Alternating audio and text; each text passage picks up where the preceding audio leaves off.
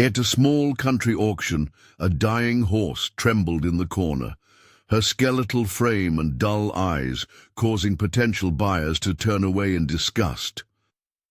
No one saw any hope in the mare destined for slaughter, except for one young girl whose heart saw beyond the surface.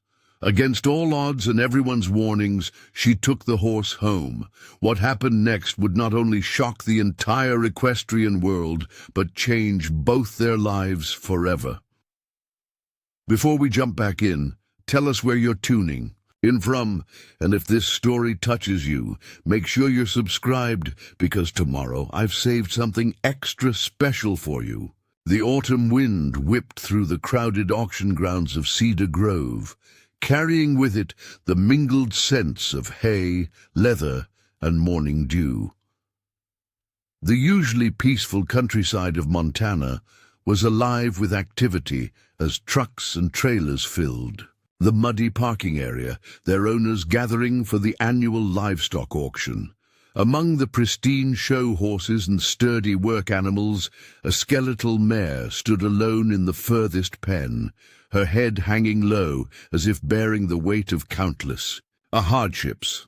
Sarah Mitchell, barely 17, made her way through the bustling crowd, her worn boots squelching in the mud. Unlike the wealthy buyers in their pressed shirts and polished boots, she wore faded jeans and her father's old flannel jacket, her dark curls escaping from a messy ponytail. Her mother had always told her she had an old soul in a young body, and it showed in the way she moved purposefully through the chaos, her green eyes taking in every detail. The auction that day was special. It was the first time Sarah would be bidding with her own money, saved from 2 years of working at the local veterinary clinic and countless hours of mucking stalls at neighboring farms. Dr. Thompson, her mentor at the clinic, had encouraged her to invest in a young, healthy horse she could train for barrel racing. Get something with good bloodlines, he'd advised, something you can work with. But as Sarah walked past the rows of gleaming horses, checking numbers against her auction catalogue, her attention was drawn to the commotion near the back pens. A group of men stood laughing, their voices carrying across the grounds. "That one's only good for dog food," one man sneered, pointing at the skeletal mare. "Won't even make it through winter." Sarah pushed through the crowd, her heart pounding. As she approached the pen, the mare was a sorry sight. Her copper coat was dull and patchy, ribs protruding sharply beneath her skin. Deep scars marked her flanks, telling stories of past abuse. But what caught Sarah's attention were the mare's eyes, though clouded with pain. They held a quiet dignity that spoke of an unbroken spirit. "Poor thing's got chronic laminitis," a nearby handler explained, noticing Sarah's interest. "Previous owner couldn't be bothered with proper care. She's headed for the kill pen if no one takes her." Sarah approached the fence slowly, speaking in soft tones. The mare's ears flicked forward, and for a brief moment their eyes met. In that instant, something passed between them. A connection that Sarah couldn't explain but felt deep in her soul. "She's an Arabian cross," the handler continued. "Used to be a decent show horse from what I heard, before she was sold to some backyard breeder. Name's Destiny, according to her papers, though there ain't much destiny left in her now." Sarah pulled out her phone, quickly dialing Dr. Thompson's number. As he answered, she walked away from the crowd, describing the mare's condition in detail. His response was immediate and firm. "Sarah, no. That horse needs thousands in medical care. If she can be saved at all, you've got good money saved. Don't throw it away on a lost cause." But Sarah couldn't shake the feeling that had settled over her. "What if everyone's wrong about her?" she asked quietly. "What if she just needs someone to believe in her?" She heard Dr. Thompson sigh heavily. "I know that tone, Sarah. You're going to do this no matter what I say, aren't you? I have to try, she replied, watching as the mare struggled to shift her weight, pain evident in every movement. I can't leave her to die. The auction moved quickly through the morning, prices climbing for the premium horses. When Destiny's number was called, the auctioneer's voice held none of the enthusiasm he'd shown for previous lots. Next up, Lot 147, Arabian cross mare, sold as is, no guarantees. Do I hear $50? The silence was deafening. A few people snickered, others turned away in disinterest. Sarah's hand shot up. $50 from the young lady, the auctioneer called, surprise evident in his voice. Do I hear 60? No other hands were raised. The auctioneer's gavel fell with a sharp crack. Sold to number 892. As Sarah approached the office to complete the paperwork, she overheard whispers following her. That Mitchell girl's lost her mind. Waste of good money. Horse won't last a month. Inside the office, the clerk looked at her with mixture of pity and concern as she processed the sale. You sure about this, honey?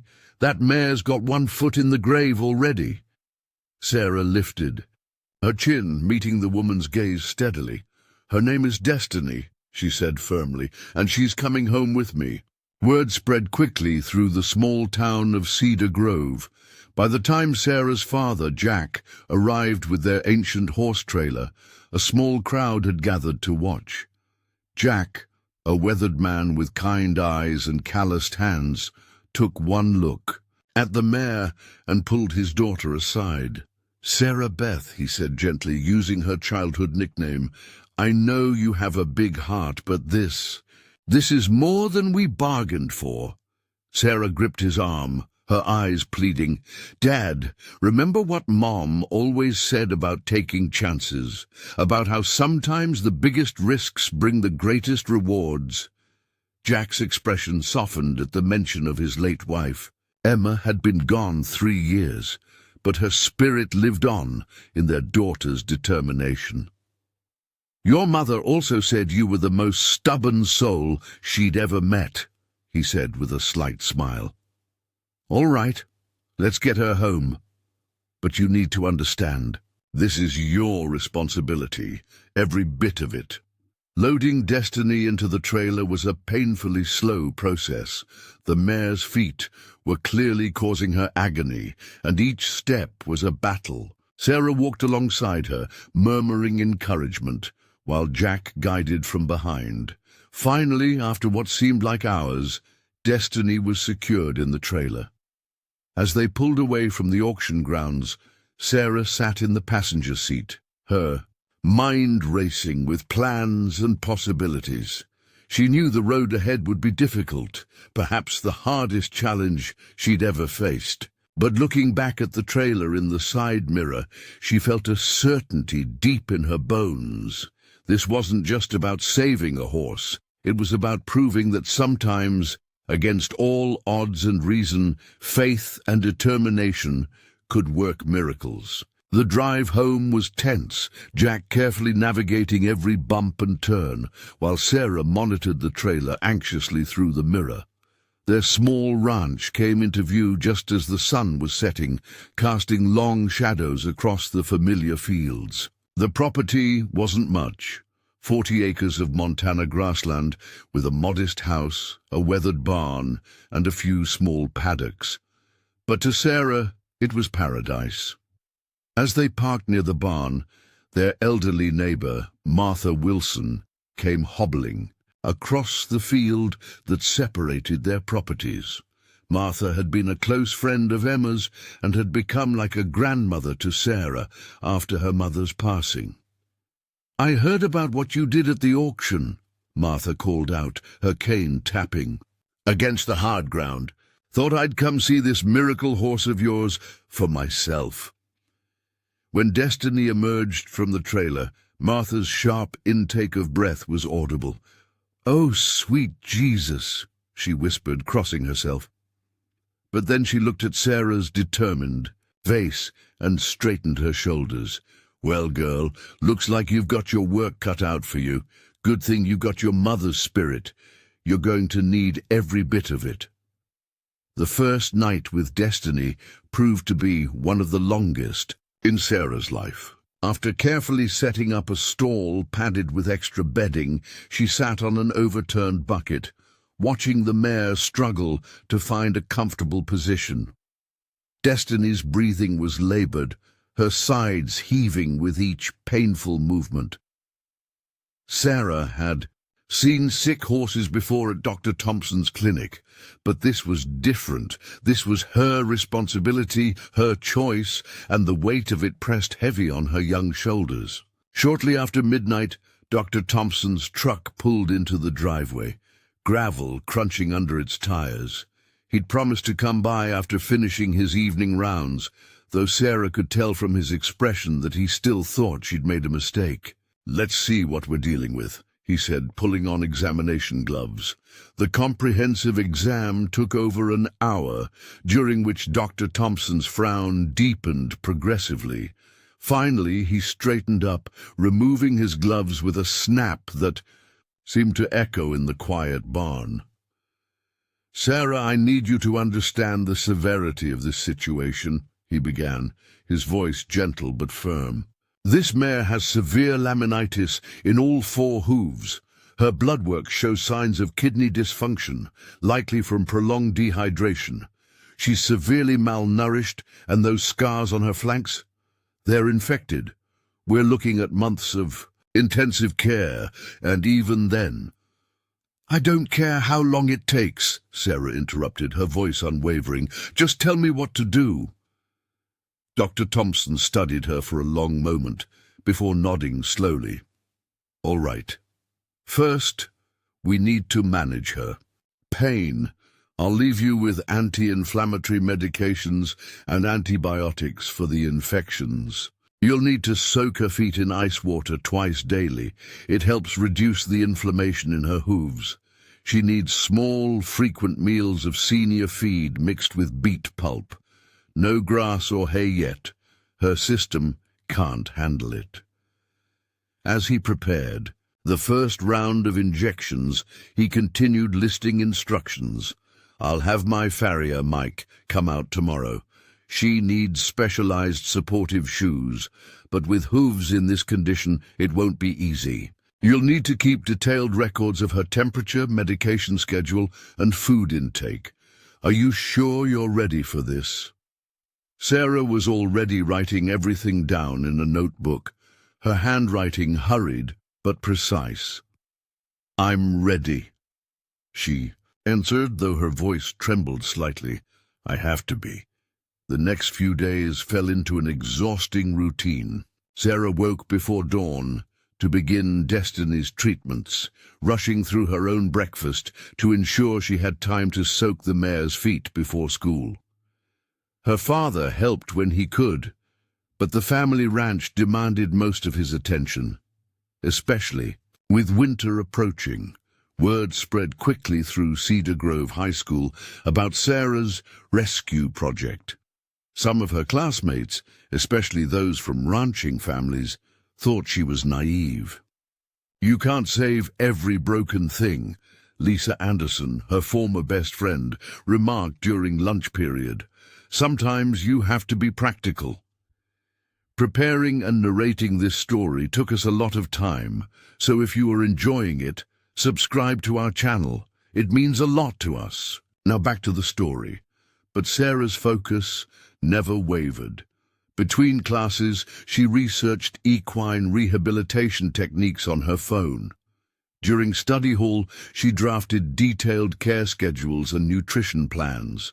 Her physics teacher caught her reading about hoof anatomy instead of calculating velocity, but rather than scolding her, he helped her work out the proper angles for therapeutic horseshoes. Mike the farrier arrived as promised, his weathered face grave as he examined Destiny's hooves. "Never seen laminitis this severe in all 4 feet, he muttered, shaking his head. We'll need to craft special supports, and even then, she might never be sound enough to ride." "I don't care about riding her," Sarah replied, holding Destiny's lead rope as Mike worked. "I just want her to stop hurting."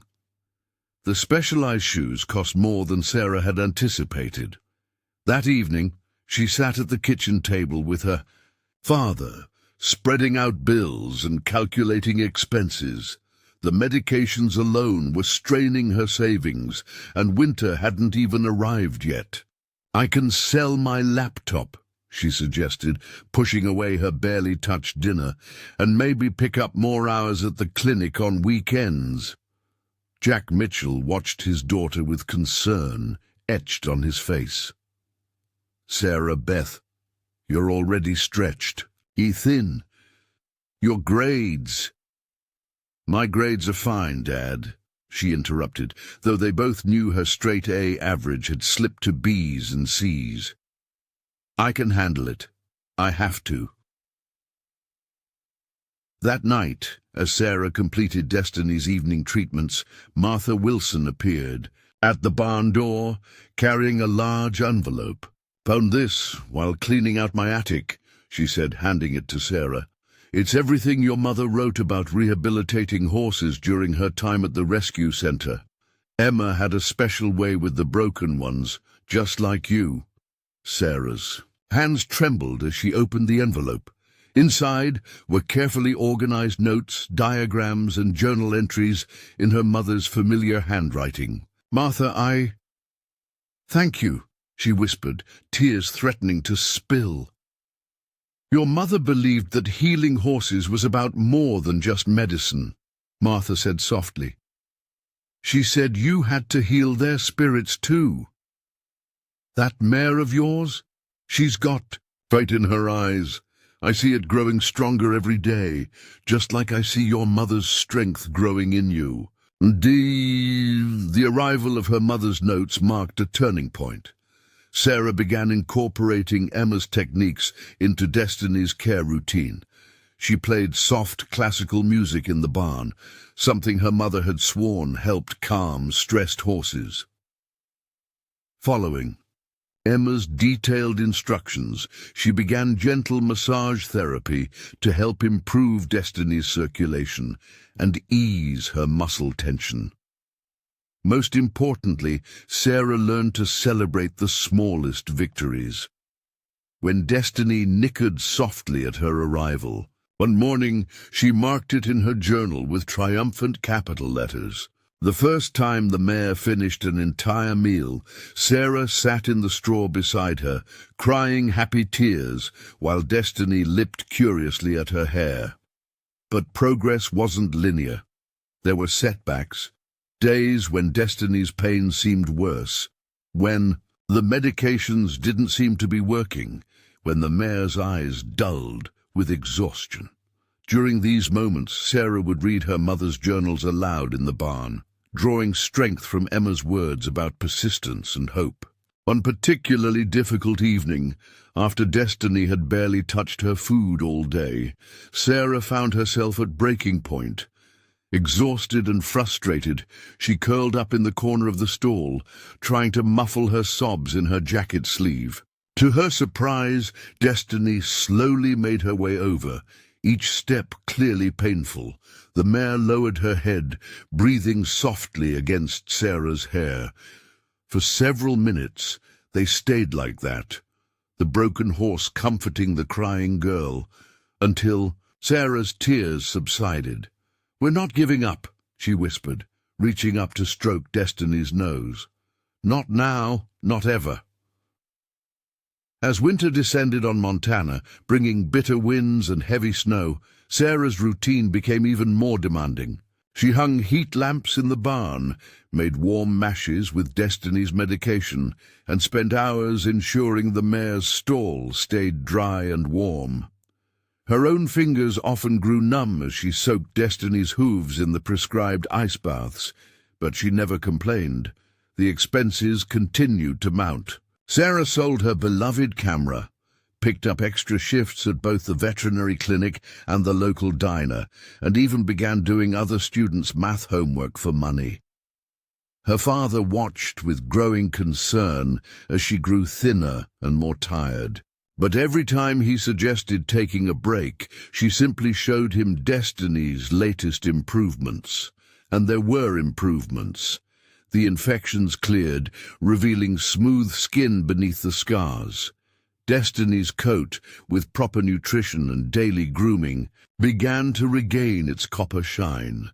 Though still thin, her ribs became less prominent as she steadily gained weight. Most importantly, the pain in her hooves began to decrease, allowing her to move more comfortably around her stall. Dr. Thompson's visits became less frequent as Destiny's condition stabilized, but his amazement grew with each examination. "I've never seen a horse recover from laminitis this severe," he admitted during one checkup. "Whatever you're doing, it's working." But it was the change in Destiny's eyes that moved Sarah the most. The dull resignation had been replaced by a bright alertness, a curiosity about the world around her. The mare began to show her personality. She was gentle but mischievous, often stealing Sarah's hat off her head or playing with the barn cat that had taken to sleeping in her stall. One morning, as Sarah arrived for feeding time, she found Destiny standing at her stall door, pawing the ground impatiently, something she hadn't been able to do when first rescued.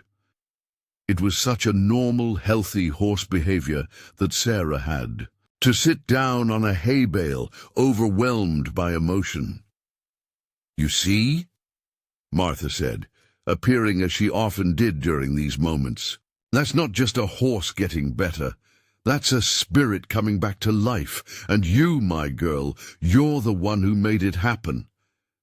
Sarah smiled through her tears, watching as Destiny examined her breakfast with newfound enthusiasm. "No," she replied softly. "We're doing it together."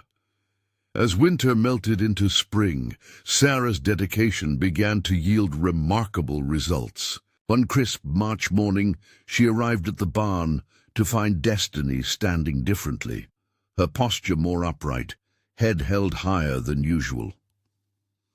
Dr. Thompson's next visit confirmed what Sarah had hoped. The mare's latest X-rays showed significant improvement in her hooves. "I've never seen anything like it," he admitted, studying the images with amazement. "The rotation in her coffin bones is actually reversing. It's almost unheard of in cases this severe." Sarah's daily journals now recorded a string of small miracles. Destiny had begun trotting short distances in her paddock, her movements growing, steadier each day. Her coat gleamed in the spring sunshine, and her once hollow cheeks had filled out, giving her the refined, aristocratic look typical of her Arabian heritage. But it was during an unexpected midnight visit that Sarah witnessed the most dramatic transformation. Unable to sleep due to worrying about an upcoming test, she had walked out to check on Destiny. As she approached the paddock, she stopped dead in her tracks. Under the full moon's light, Destiny was moving with a grace that took Sarah's breath away. The mare was cantering in slow, measured circles, her copper coat silver in the moonlight, her movements showing no signs of the crippling pain that had once defined her existence. Sarah stood motionless, tears streaming down her face, until Destiny noticed her and trotted over to the fence, nickering softly. In that moment, Sarah realized they had crossed an invisible threshold. This wasn't just about survival anymore. This was about thriving. The next day, Sarah received an unexpected visit from Caroline Henderson, a respected natural horsemanship trainer from the next county. Word of Destiny's recovery had spread through the local equestrian community, and Caroline had come to see for herself. "I've been training horses for 30 years, Caroline said, watching Destiny move freely in the paddock. "But I've never seen a transformation quite like this. Would you be interested in learning some groundwork techniques?" Free of charge? Of course. I'd consider it an honor to be part of this journey. Sarah accepted eagerly, and soon their training sessions became the highlight of her week. Caroline taught her the subtle language of horses, how to read the smallest ear flick, the slightest shift in weight, the meaning behind each soft breath and gentle nicker. Horses are mirrors, Caroline explained during one session. They reflect our energy, our intentions, our truth. What I see in Destiny now is a reflection of your dedication, your love, and your unwavering belief in her potential. The training revealed another surprise. Destiny was incredibly intelligent. She learned commands quickly, seemed to anticipate Sarah's requests, and showed a remarkable ability to problem solve. During one session, when Sarah was teaching her to retrieve objects, Destiny figured out how to open her treat bag by herself, making both Caroline and Sarah laugh in amazement. You know, Caroline mused, watching them work together, with her movement improving this much, there's no reason she couldn't have a future in competitive dressage. Not jumping or high-impact sports, of course, but dressage. It's like ballet. For horses, it's about grace, precision, and partnership. The suggestion planted a seed in Sarah's mind. She began researching dressage, spending hours watching videos of competitions and studying training techniques. Her father, seeing her renewed enthusiasm, built a small dressage court in their back pasture using salvaged materials and borrowed posts. The first time Sarah and Destiny entered a local schooling show, they placed last. But it wasn't their ranking that mattered. It was the fact that they had competed at all. Many of the same people who had been at the auction nearly a year ago were there, their shock evident as they watched the once-dying mare perform a beginner dressage test with poise and dignity. "That can't be the same horse," Sarah overheard someone say. "It's impossible." After their ride, as Sarah was cooling Destiny out, Lisa Anderson approached them. Her family owned one of the most prestigious show barns in the county, and she had won numerous championships with her imported warm blood. "I was wrong," Lisa said simply, reaching out to pat Destiny's neck. "What you've done, it's amazing. Would you like to come train at our indoor arena sometimes? It would be good practice for both of you." The offer marked another turning point. As spring turned to summer, Sarah and Destiny began training more seriously. Caroline continued their lessons, now focused on the intricate movements required for dressage. They learned about collection and extension, about the subtle communication between rider and horse that made it appear as though they were dancing together. Word of their story spread beyond Cedar Grove. A local newspaper ran a feature article about them, complete with before and after photos that dramatically illustrated Destiny's transformation. The story caught the attention of Rebecca Chen, a renowned dressage trainer who had recently retired to Montana from California. Rebecca's arrival at their modest ranch caused quite a stir. She spent over an hour watching Sarah and Destiny work. Together, her expression unreadable. Finally, she approached them. "Your horse moves like a classical Spanish horse," she said, running her hand along Destiny's now muscled neck. "There's something exceptional in her way of going. But more importantly, there's something exceptional in your partnership. How would you feel about training with me?" Sarah's heart leaped, then sank. I can't afford professional training," she admitted. Rebecca waved her hand dismissively. "Money isn't everything. Sometimes talent and dedication are worth more than all the gold in the world. We'll work something out." And they did. Sarah began cleaning stalls and helping with young horses at Rebecca's facility in exchange for lessons. The work was hard, adding more hours to her already full schedule.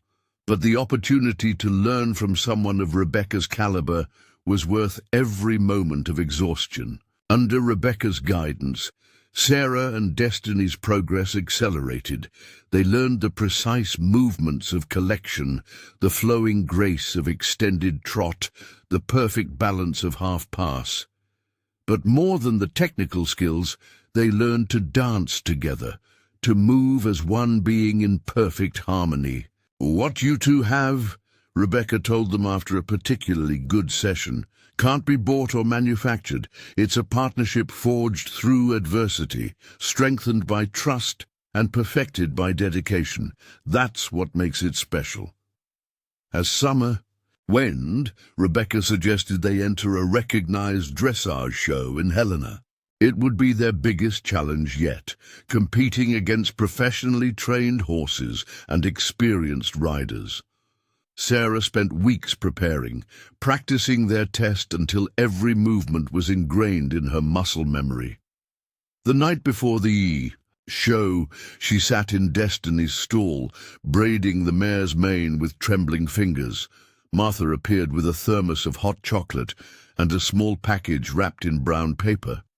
"Your mother wore this at her first big competition," Martha said, watching Sarah unwrap a beautiful stock tie pin in the shape of a galloping horse. "She'd want you to have it now." Sarah clutched the pin to her chest, overwhelmed by emotion. "I'm scared," she whispered. "What if we're not ready? What if everyone laughs at us?" Martha's voice was firm but gentle. "Child, you've already won the biggest battle. You looked at a dying horse and saw a champion. You fought against every odd, every doubt, every setback. Tomorrow isn't about winning ribbons. It's about showing the world what faith and love can accomplish." That night, Sarah slept in the stall, curled up in the fresh straw beside Destiny. As she drifted off, she felt the mare's soft breath on her cheek, a reminder of how far they'd come and a promise of how far they could still go. Tomorrow would bring its own challenges, but tonight, in the quiet barn under a blanket of stars, Sarah knew that they had already achieved something far greater than any competition could measure. They had proven that sometimes the greatest victories come not from being the best, but from refusing to accept defeat. The morning of the Helena Dressage Championship dawned clear and cool, with a gentle breeze carrying the promise of autumn. Sarah woke before sunrise, her mother's pin secured to her newly pressed show shirt. As she led Destiny into the trailer, the mare's coat gleaming like polished copper in the early morning light, she noticed something different in the horse's demeanor, a quiet confidence that matched her own nervous excitement. The showgrounds were unlike anything they had encountered before. Sleek horses worth more than Sarah's entire farm pranced past them, their riders dressed in tailored show clothes that made Sarah's second-hand outfit seem shabby in comparison. Luxury horse trailers lined the parking area, some equipped with air conditioning and custom living quarters. As Sarah unloaded Destiny, she heard the whispers start. Word of their story had spread, and curious onlookers gathered to catch a glimpse of the miracle mare. Some were skeptical, others openly dismissive of the plain copper horse among the expensive warm-bloods and Hanoverians. "That's the rescue case." One woman in an expensive riding suit remarked loudly to her companion, "How quaint, though I suppose it's inspiring that they let anyone compete these days." Sarah felt her cheeks burn, but then she felt a gentle touch on her shoulder. Rebecca had arrived, her presence commanding respect from even the most judgmental observers. "Remember what I told you," Rebecca said quietly. "Dressage isn't about flash or breeding, it's about harmony, connection, and the poetry of movement. Show them what true partnership looks like." During their warm-up, Sarah focused on the exercises they'd practiced countless times. Destiny responded to her lightest aids, moving with the elegant carriage that had become her trademark. Even the skeptics fell silent as they watched the once broken mare perform perfect circles and flowing transitions.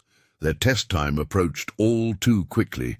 As they waited by the competition arena, Sarah's hands trembled slightly on the reins. Destiny, sensing her nervousness, turned her head and gently bumped Sarah's foot with her nose, a gesture that had become their private signal of reassurance. "Number 147, Sarah Mitchell riding Destiny's Promise," the announcer called. Sarah took a deep breath, straightened her shoulders, and rode into the arena. As they halted at center line, she could feel Destiny's heart beating steady and strong beneath her, grounding her in the present moment. The bell rang, and they began their dance. From the first stride, Sarah knew something magical was happening. Every movement flowed seamlessly into the next, their communication so subtle it appeared telepathic. Destiny's hooves seemed to float above the ground. Her resistance to pain transformed into ethereal grace. When they performed their extended trot, a movement that had once seemed impossible for Destiny's damaged hooves, a collective gasp rose from the crowd. The mare's natural elegance, combined with their perfect synchronization, created a picture of classical beauty that transcended conventional standards. As they finished their final center line, tears streamed freely down Sarah's face. The applause that erupted was thunderous, but she barely heard it. All she could focus on was Destiny's proud arch of neck, the joy radiating from both of them. They waited for their scores in a daze. When the numbers were announced, 72.4%, placing them second in their division, Sarah couldn't believe her ears. They had beaten many expensive, professionally trained horses, proving that heart and determination could indeed triumph over privilege and pedigree. The prize-giving ceremony was emotional for everyone involved. As Sarah and Destiny took their victory lap, their red ribbon fluttering in the breeze, the announcer shared a brief version of their story. Even the woman who had made the snide comment earlier was seen wiping away tears. But the most significant moment came after the ceremony. A young girl in a wheelchair approached them, her eyes shining with hope. "My parents say I can't ride because of my disability," she said, reaching out to touch Destiny's soft muzzle. "But if your horse could overcome so much, maybe I can too." Sarah knelt beside the girl's wheelchair. "Destiny taught me that limitations are often just challenges waiting to be overcome. Never let anyone tell you what you can't do." That encounter sparked an idea that would change not only Sarah and Destiny's lives, but countless others. In the months that followed their success at Helena, Sarah began receiving requests from parents of children with disabilities, asking if Destiny could help their kids the way she had inspired that young girl. With Rebecca's guidance and Dr. Thompson's medical oversight, Sarah started a small therapeutic riding program. Destiny, with her gentle nature and smooth gaits, proved to be a natural therapy horse. The mare, who had once been deemed worthless, was now helping children with disabilities find strength, confidence, and joy. Their workshop area became a place of healing and hope. Children who had never spoken said their first words to Destiny. Those who struggled to walk found new strength in their legs through therapeutic riding. Parents who had lost hope found it renewed in watching their children blossom under Destiny's patient care. One particularly memorable day, a boy with severe autism who had never made eye contact with anyone spent several minutes gazing directly into Destiny's eyes, his hand gentle on her nose. His mother, watching through tears, whispered, This is the first time he's connected with any living being. Sarah used their competition earnings and the growing donations to their program to build a small covered arena, making it possible to work with the children year-round. Local businesses, moved by their mission, contributed materials and labor. The community that had once doubted them now rallied behind their cause. Martha, watching it all unfold, often reminded Sarah of something Emma had written in her journals. Sometimes the greatest purpose of healing one's soul is to enable it to heal others. The transformation of their small ranch into a sanctuary of hope attracted media attention. A regional news station ran a feature story about their program, capturing the magical moments between Destiny and her young riders. The story went viral, touching hearts across the country. But perhaps the most powerful validation came from an unexpected source. One autumn afternoon, as Sarah was finishing a therapy session with a young rider, a familiar figure appeared at the arena gate, the clerk from the auction house where she had bought Destiny. "I've been following your story," the woman said, her voice thick with emotion. "I remember thinking you were making a terrible mistake that day. I've never been so glad to be wrong in my life." Sarah smiled, watching as Destiny gently lipped the hair of her young rider, making the child giggle with delight. "Sometimes the biggest mistakes are just miracles waiting to happen," she replied. That evening, as the sun set over their transformed ranch, Sarah sat in the grass beside Destiny, reflecting on their journey. The mare, who had once been too weak to walk, was now a beacon of hope for countless families. Their story had become more than just a tale of healing. It was a testament to the transformative power of love, faith, and unwavering determination. As if reading her thoughts, Destiny lowered her head to rest it gently in Sarah's lap, releasing a soft sigh of contentment. The simple gesture carried all the magic of their journey, from desperate survival to triumphant purpose, from broken spirits to healers of hearts. "You know what, girl?" Sarah whispered, running her fingers through Destiny's silky mane. "Sometimes the greatest victories aren't the ones we plan for, but the ones that find us when we're brave enough to listen to our hearts." Destiny's gentle nickering seemed to agree, her eyes reflecting the same wisdom and love that had captured Sarah's heart on that fateful day at the auction. Together, they had not only defied the odds, they had redefined them, creating a legacy of hope that would continue to inspire others for years to come. As winter approached once again, marking almost 2 years since Destiny's rescue, the therapeutic riding program had grown beyond anything Sarah could have imagined. The small ranch now buzzed with activity daily, its weathered fences and modest facilities standing in stark contrast to the magnitude of healing that occurred within them. One particularly cold morning, Sarah arrived to find an unfamiliar black SUV parked outside the barn. A well-dressed woman introduced herself as Catherine Brooks, director of the National Therapeutic Riding Association. "I've been following your work," Catherine explained, her eyes taking in the simple but well-maintained facility. "What you've accomplished here is remarkable, but I see potential for something even greater. How would you feel about official certification for your program?" The certification process was rigorous, requiring additional training for Sarah and specific facility upgrades. The costs seemed insurmountable until Martha stepped forward with a surprising revelation.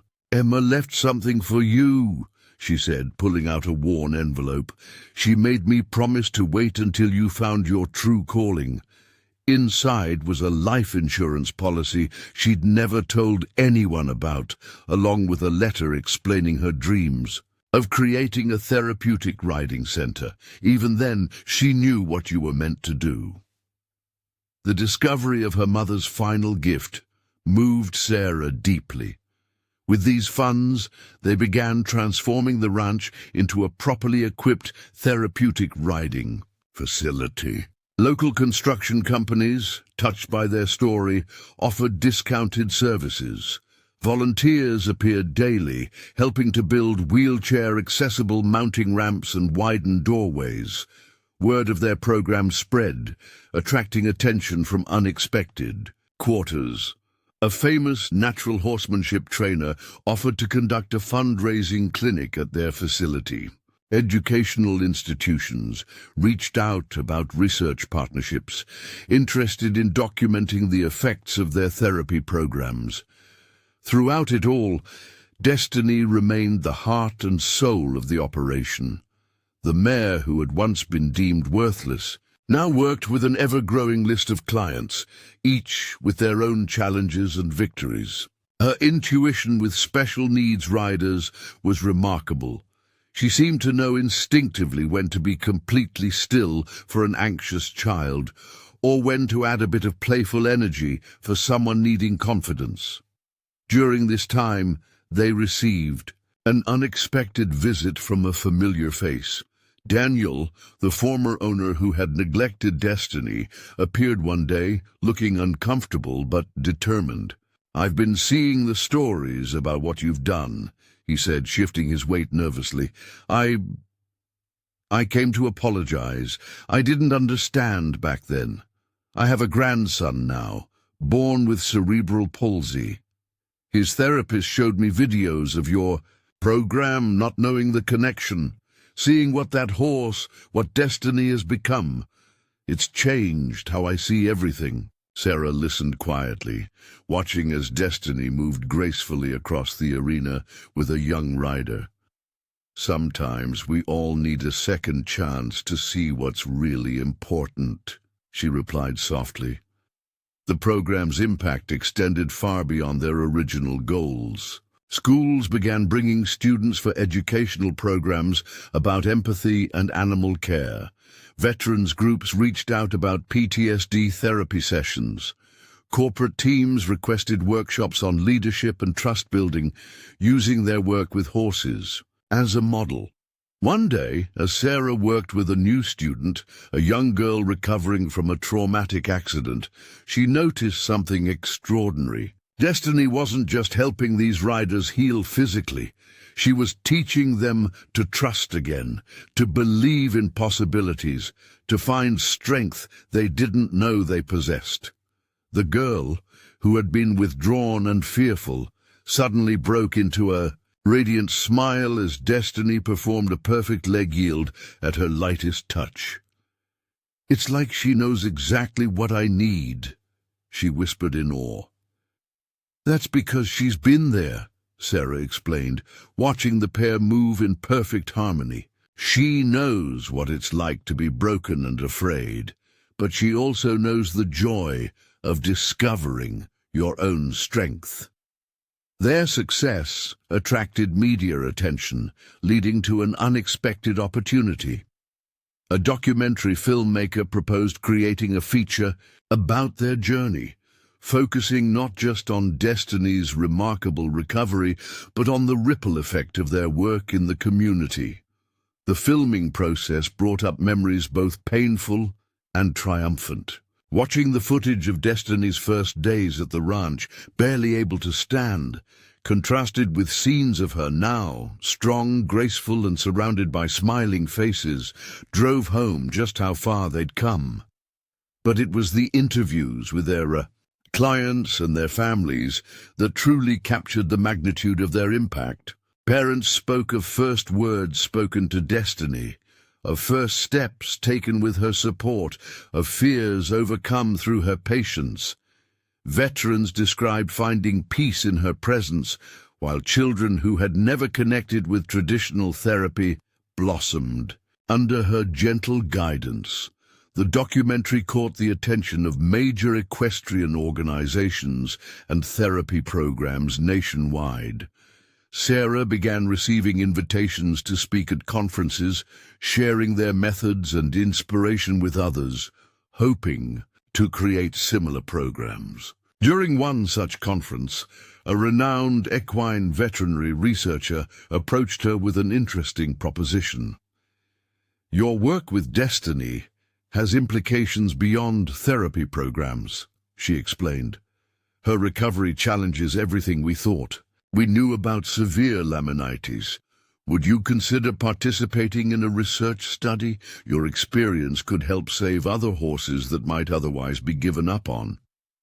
The study meant additional documentation and testing, but Sarah agreed immediately, knowing that sharing their knowledge could help other horses and owners facing similar challenges. As their program grew, so did their needs. The waiting list for therapy sessions stretched months long, and Sarah knew they needed to expand. But rather than simply adding more horses, she decided to create a training program for other rescue horses, using Destiny's rehabilitation as a model. "Every horse has potential," she explained to her growing team of volunteers. "Sometimes they just need someone to see it and have the patience to help them find it." The first horse they took in was a retired racehorse with anxiety issues.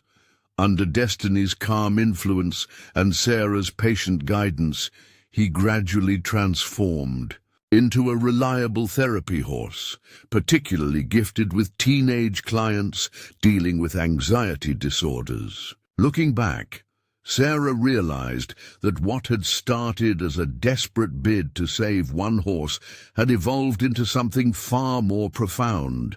They weren't just running a therapy program. They were creating a model for how patience, love, and unwavering faith could transform lives, both human and equine. One evening, as Sarah finished the day's paperwork in the office they'd built onto the barn, she heard familiar hoofbeats outside. Destiny stood at her window, as she often did at this time, waiting for their evening walk together. As they strolled through the property, Sarah marveled at how much had changed. The once quiet ranch now boasted therapeutic riding facilities, a sensory trail, specialized equipment, and most importantly, a constant stream of hope and healing. "You know what, girl?" Sarah said, stopping to wrap her arms around Destiny's neck. "Everyone thought I saved you that day at the auction, but the truth is, you saved me too. You showed me my purpose." Destiny's soft nicker seemed to agree, her wise eyes reflecting the same unwavering trust that had carried them through their darkest days. Together, they had created something beautiful from what others had deemed worthless, proving that sometimes the greatest achievements come not from following established paths, but from having the courage to forge new ones. As the sun set over their transformed ranch, casting long shadows across the arena where so many miracles had occurred, Sarah felt a deep sense of contentment. They had done more than just defy the odds. They had created a legacy of hope, a testament to the power of second chances, and a reminder that true value often lies hidden, waiting for someone brave enough to believe in possibilities. 3 years after Destiny's rescue, their story took an unexpected turn when a letter arrived from the International Equine Therapy Symposium in Switzerland. The organization was interested in featuring their program as a case study in innovative therapeutic approaches, inviting Sarah to present their work at their annual conference. "This is a game changer," Rebecca said, reviewing the invitation. "The symposium attracts the world's leading experts in equine therapy. Your methods could influence programs globally." The prospect was both thrilling and terrifying. Sarah had never traveled abroad, let alone presented to an international audience.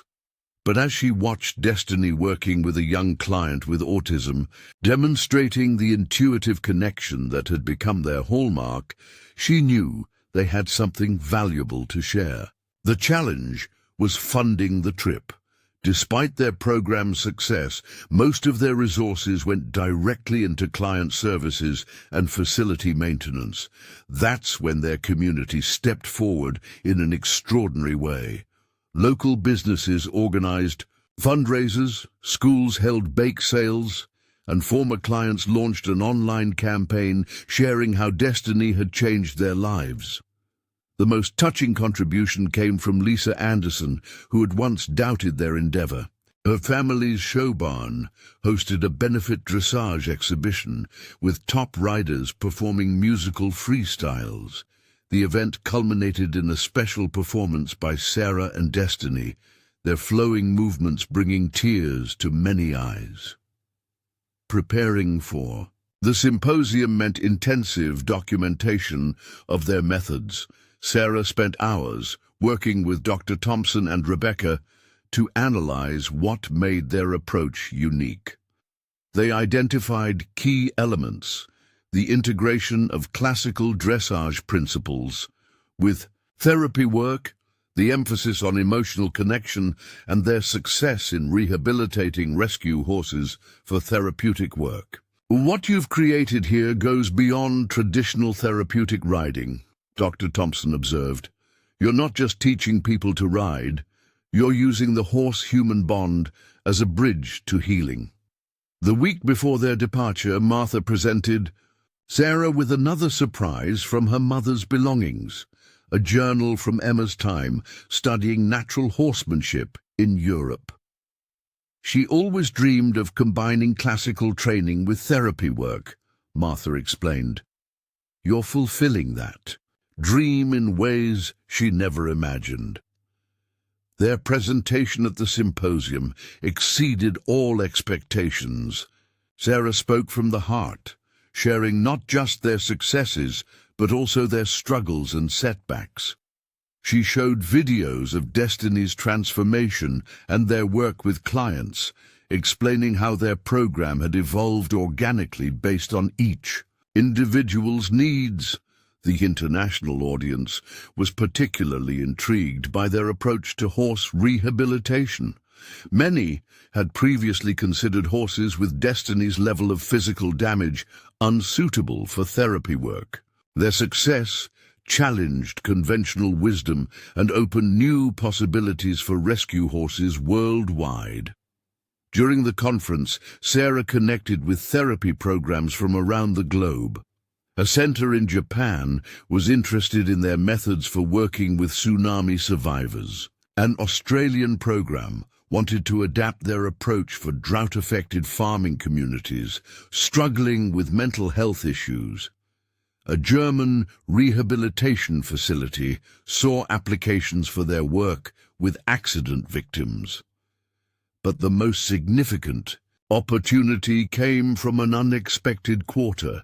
Dr. Elena Petrova, a pioneering researcher in equine-assisted therapy, proposed a collaborative study examining the neurological impacts of their methods. Your program combines elements we've never seen before, Dr. Petrova explained.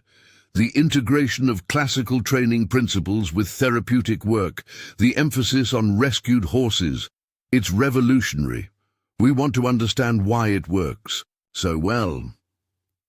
The study would involve sophisticated monitoring equipment to track both horse and rider responses during sessions. It was an opportunity to provide scientific validation for what they had observed empirically, potentially opening doors for insurance coverage and medical referrals. Returning home, Sarah found their small ranch transformed yet again. The local community had used her absence to complete several facility upgrades they'd been planning for months. New sensory equipment lined the arena walls, and a covered round pen now stood ready for winter work. But the most meaningful change was in their clients' faces when they saw her return. Many had worried she might be lured away by bigger opportunities, but Sarah knew her heart belonged with the program they'd built together. The impact of the symposium rippled outward in unexpected ways.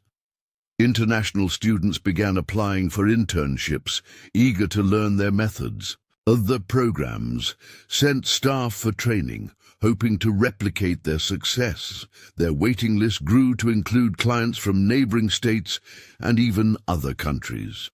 One morning, as Sarah walked the property with Dr. Petrova, discussing plans for their research project, she noticed Destiny teaching a new rescue horse how to approach the mounting block calmly.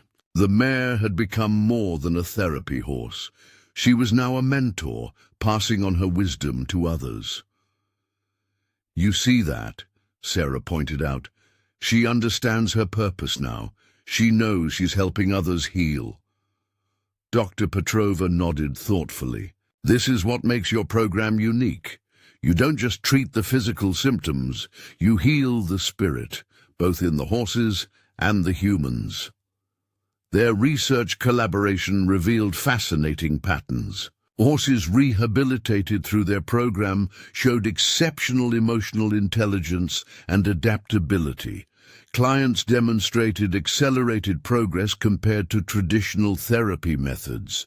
The combination of classical training principles with therapeutic work created a unique synergy that amplified the benefits of both approaches. But perhaps the most profound impact was on the rescue horses themselves. Following Destiny's example, they developed an almost uncanny ability to adapt their behavior to each client's needs. A formerly aggressive stallion became gentler than a pony with children. A nervous mare found her confidence helping anxious riders overcome their fears. Sarah documented everything, creating a comprehensive training manual that could help other programs implement their methods. She included not just the technical aspects but also the philosophical foundation, the belief that every being, horse or human, had untapped potential waiting to be discovered. As their reputation grew, they began receiving visits from celebrity supporters and influential figures in the equestrian world, but Sarah never lost sight of their core mission. She insisted that a certain percentage of their slots remain reserved for clients who couldn't afford traditional therapy, ensuring their services remained accessible to those who needed them most. One particularly memorable day, they hosted a group of young cancer patients from the local children's hospital. Watching Destiny gentle her movements for a fragile child undergoing chemotherapy, Sarah was struck by how far they'd come from that desperate day at the auction. "You never know which seeming mistake will turn out to be your greatest blessing," she told a group of visiting program directors. "Sometimes the most powerful healing comes from those who have known what it means to need healing themselves." Their work began attracting attention from unexpected quarters. Environmental organizations noted how their rehabilitation methods could be applied to wild horse programs. Veterans groups studied their trauma-informed approach. Educational institutions incorporated their principles into animal-assisted therapy curricula. But for Sarah, the most meaningful validation came in the quiet moments, watching a non-verbal child speak their first words to Destiny, seeing a traumatized veteran find peace in grooming a rescued horse, witnessing the moment when someone's limitations transformed into possibilities. One evening, as the sun set over their expanding facility, Sarah found Destiny standing at their favorite spot overlooking the property. The mare's coat gleamed with health, her eyes bright with the wisdom gained from years of helping others heal. "Look at what we built together, girl," Sarah whispered, wrapping her arms around Destiny's neck. "All because I couldn't walk away that day." Destiny's gentle nicker seemed to carry all the magic of their journey, from desperate survival to triumphant purpose, from broken spirits to healers of hearts. They had done more than just survive. They had created a legacy of hope that would continue touching lives long into the future. As new clients arrived and other rescue horses found their purpose, Sarah knew that their story was far from over. Each day brought new challenges, new opportunities to prove that sometimes the greatest miracles come from giving second chances, not just to others, but to ourselves and our dreams. As their program continued to evolve, Sarah faced an unexpected challenge that would test everything they had built. A severe drought hit Montana, affecting feed prices and water supplies across the state.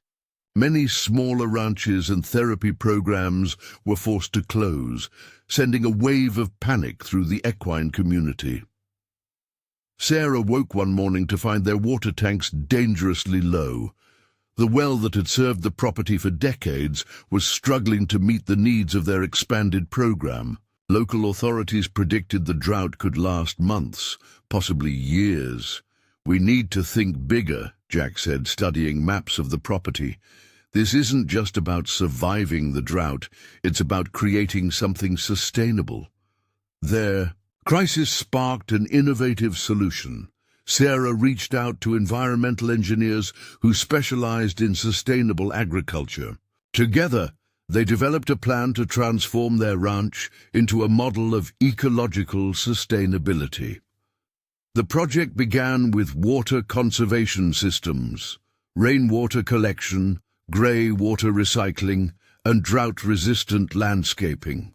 Solar panels were installed to reduce energy costs, and they implemented innovative composting systems to manage waste and create natural fertilizer for their pastures. But their most ambitious project was the construction of a state-of-the-art indoor arena with a water reclamation system. The design incorporated natural lighting and passive heating-cooling, making it comfortable year-round while minimizing environmental impact. The costs were daunting, but their track record of success attracted investors interested in sustainable agriculture and therapeutic programs. A group of eco-conscious entrepreneurs offered to fund the project in exchange for using it as a demonstration site for green technology in agricultural settings. During construction, they discovered an unexpected ally. The young girl in the wheelchair who had first inspired their therapy program was now in college, studying environmental engineering. She volunteered to help design accessible features that would work within their sustainable framework. "You showed me that limitations are just challenges waiting for creative solutions," she told Sarah. "Now it's my turn to help others see new possibilities." The transformation of their facility attracted attention from agricultural schools and environmental organizations. What had begun as a response to crisis evolved into a pioneer program combining therapeutic riding with sustainable farming practices. They installed hydroponic gardens in the barn's solar-powered greenhouse, providing fresh vegetables for their clients' families and local food banks.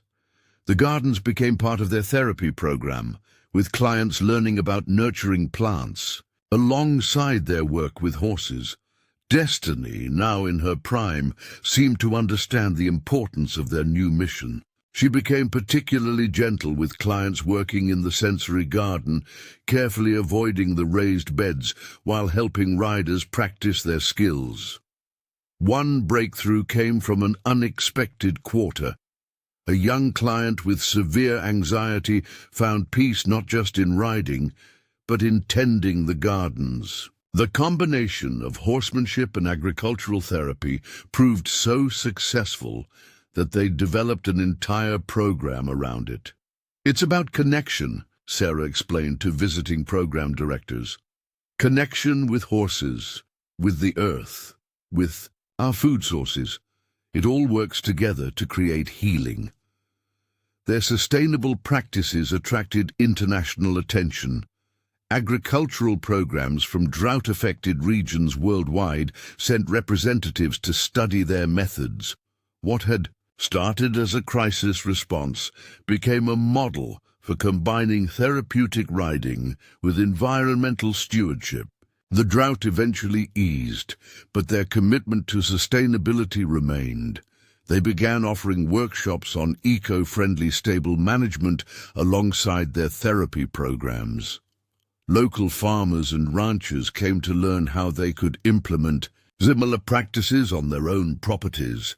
Sarah found herself speaking at environmental conferences as well as therapeutic riding symposiums. Their program demonstrated how crisis could lead to innovation, how challenges could spark creative solutions that benefited everyone. During this time, they received an unexpected visit from a group of Native American elders from a nearby reservation. They had been watching the ranch's transformation with interest and saw parallels with their own traditions of healing and land stewardship.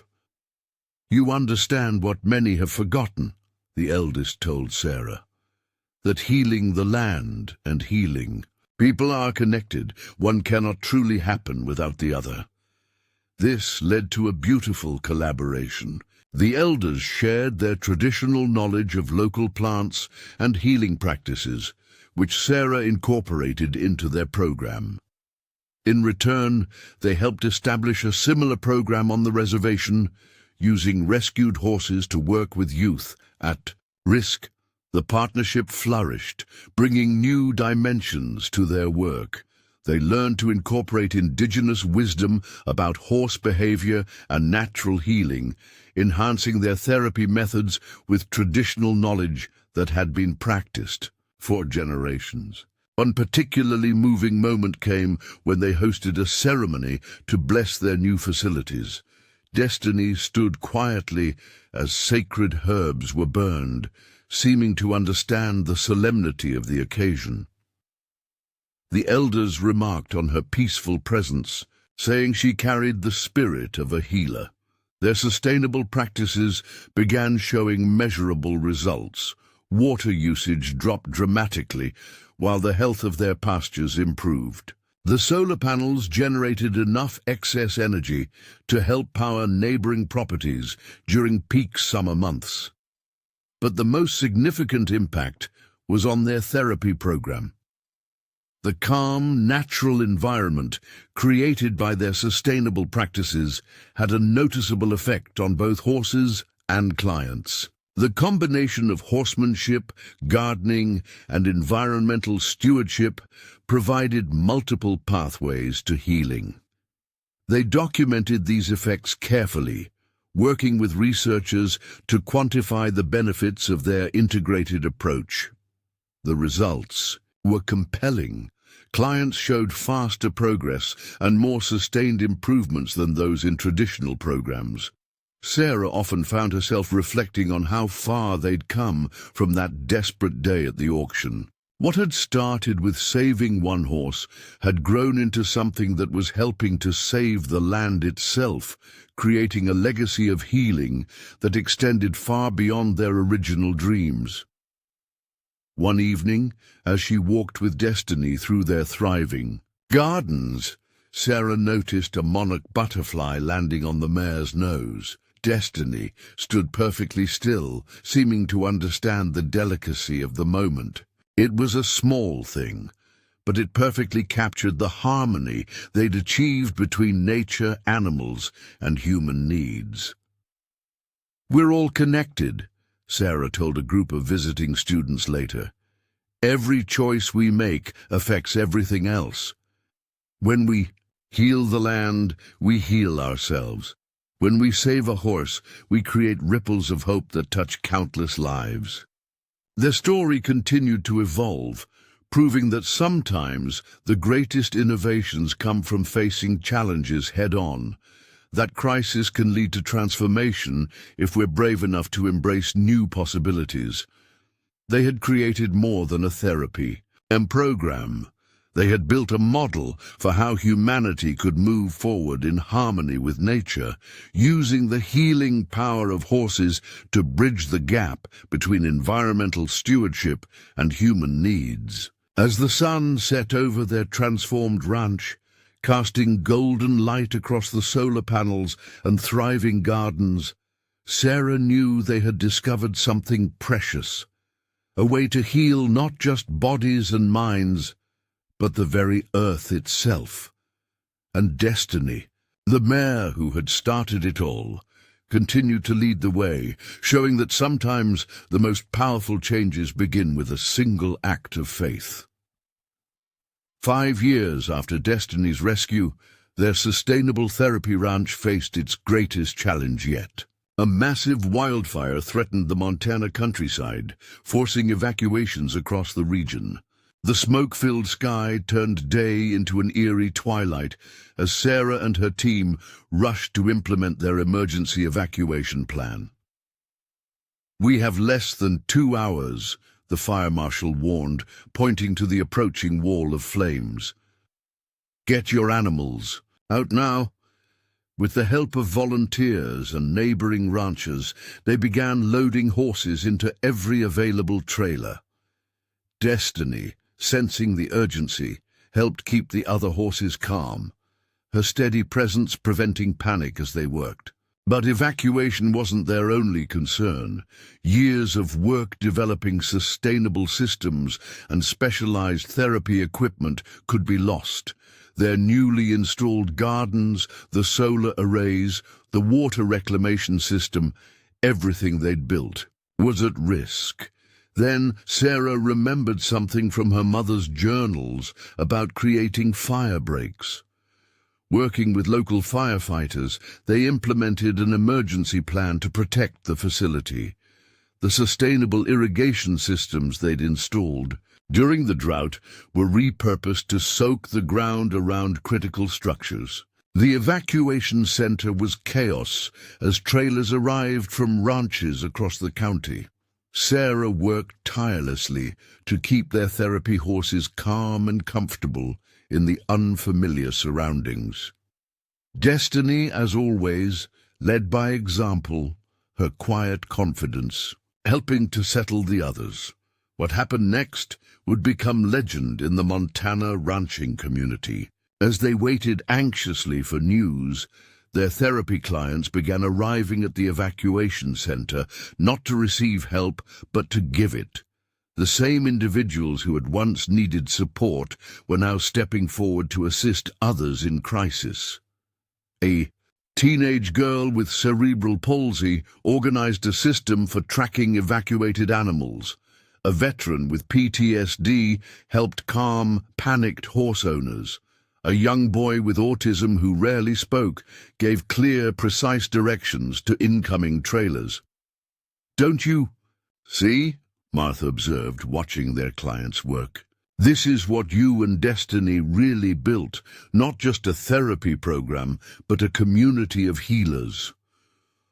The fire raged for days, testing the limits of their emergency preparations. But when the smoke finally cleared, they discovered something remarkable. Their sustainable systems had helped save the facility. The fire-resistant landscaping and water management techniques had created an effective barrier, protecting most of their infrastructure. More importantly, the crisis had revealed the true strength of their program.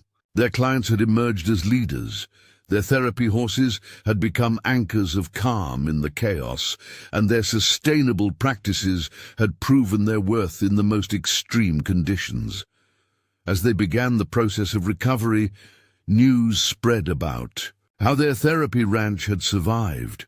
Environmental experts arrived to study how their sustainable systems had performed under fire conditions. Emergency management teams wanted to learn from their evacuation procedures, but the most profound impact was on their therapy program itself. The experience had shown their clients what they were capable of in a crisis. Many discovered strengths they never knew they possessed. One young girl, who had struggled with selective mutism, found her voice giving updates about evacuated horses. A boy with severe anxiety showed remarkable leadership coordinating volunteer efforts. Their challenges hadn't disappeared, but they had discovered new ways to work through them. The fire also brought unexpected opportunities. Insurance money from damaged sections allowed them to rebuild with even more innovative features. They incorporated advanced fire-resistant materials and expanded their water conservation systems. During reconstruction, they discovered that Destiny had developed a new skill. She seemed to sense when someone was struggling with trauma from the fire and would gently guide them away from stressful situations. This led to the development of a specialized program for disaster-related PTSD. Their story caught the attention of emergency preparedness organizations nationwide. Sarah found herself speaking at conferences about integrating therapeutic programs into disaster response plans. Their model of combining sustainable practices with community healing became a template for resilient facility design. One particularly moving moment came when a group of firefighters who had helped save the ranch returned for a different purpose, seeking help with their own trauma. Watching these brave men and women find peace working with Destiny and the other therapy horses brought the journey full circle. The experience also deepened their connection with the Native American community. The elders shared traditional knowledge about fire management and healing from natural disasters, which they integrated into their rebuilt facility. Fire can destroy, one elder said, but it also cleanses and renews. From these ashes, you will build something even stronger. They established a new program focusing on community resilience, teaching both practical skills for emergency preparedness and emotional tools for handling crisis. Their therapy horses, led by Destiny, played a crucial role in helping people process fear and build confidence. The renewed facility became a hub for innovation in sustainable design and therapeutic practices. They installed cutting-edge fire detection systems and developed new protocols for evacuating special needs clients. Every challenge became an opportunity to improve and adapt. Sarah often found herself reflecting on how far they'd come from those early days with Destiny.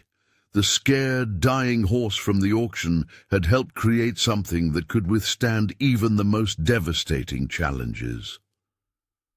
One evening, as she walked the rebuilt property with Destiny, Sarah noticed new wildflowers blooming in the areas touched by fire.